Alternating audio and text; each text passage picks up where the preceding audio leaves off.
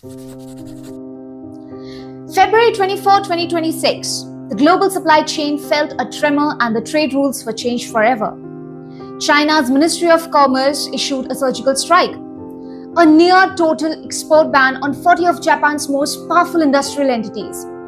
Mitsubishi, Kawasaki, Fujitsu, the titans of the Pacific are now in a dual-use chokehold. But wait, it's not just a trade war. It's a geopolitical chess move designed to test the resolve of the world's most ambitious tech corridor, the Indian-Japan partnership.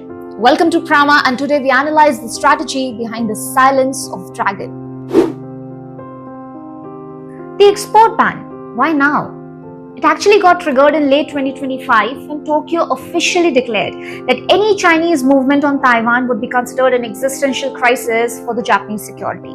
Now, I'm not going to take you through the historical journey to determine who had a better claim on Taiwan, but let's just say it is a dispute 130 years in the making. Taiwan isn't just an island, it's the cork in the bottle of the Pacific. If China pulls the cork, Japan's energy and trade lanes are effectively under Beijing's management. Hence, by banning exports to these 40 firms, China is actually attempting a strategic decapitation of Japan's defense and semiconductor sectors. To understand the impact of the ban, we first need to understand this partnership. It's not just a mere buyer-seller relationship. It's a parallel ecosystem strategy. Japan and India have focused their multi-billion-dollar cooperation on three unbreakable pillars. First, semiconductor sovereignty, wherein they are moving the front end of chip design and chemical processing to hubs in India. Second, the next-gen mobility, building a China-free battery supply chain utilizing Indian labor and Japanese lithium-ion technology. Third, the industrial townships. They are creating sovereign nodes where Japanese standards are the law, ensuring that production never stops even if the local infrastructure fails. So here you go. Japan is providing the sovereign tech, the blueprints, the chemistry, the brains.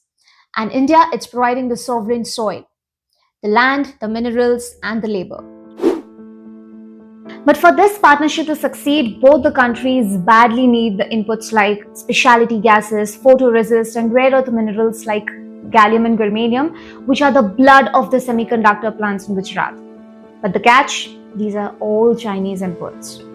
Without these Chinese inputs, the high-tech equipment in the India-Japan townships are going to become a silent, expensive machines. Hence, the ban by China on Japan and the 40 enterprises is effectively going to starve the Indian factories that they manage.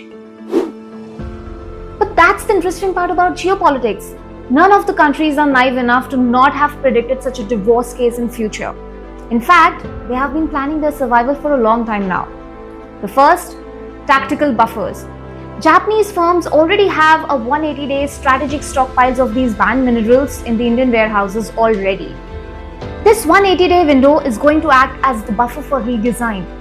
It's actually going to give the Japanese engineers enough time to either find a new supplier or, more importantly, maybe even re-engineer their products using different materials that are not controlled by China. So I guess it's a race against the clock. The second, global south pivot. This is actually the most clever part of India-Japan strategy. It's based on the legal definition of substantial transformation. Imagine a raw material in the mines of Australia. Now, if Japan ships this raw material to Tokyo, it's merely shipping a rock. But if they ship it to a specialized refinery in Andhra Pradesh, India, and then use the Japanese technology to turn it into a high-purity magnet, it changes its legal identity.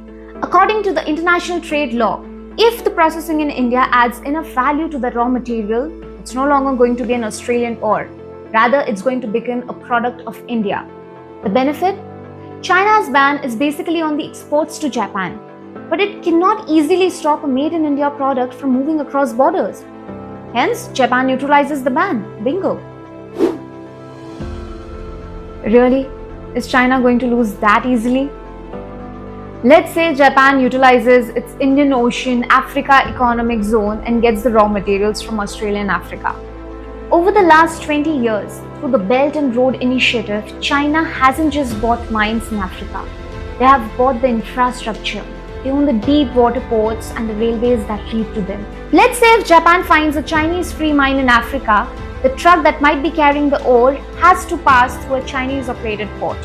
Chinese authorities can simply declare a security audit or a health inspection that lasts for 3 to 4 months, and by the time the ore reaches India, Japanese factory has already run out of its 180-day buffer. Secondly, China has recently updated its export control law. They argue that if a magnet in India uses even 10% of Chinese chemical catalyst in its production, it's basically still Chinese. They're threatening Indian firms with secondary sanctions, effectively telling Tata and Mahindra that you choose Japan and you lose China forever. Third, the white elephant trap. Building a refinery in India is a heavy investment which can cost around $5 billion.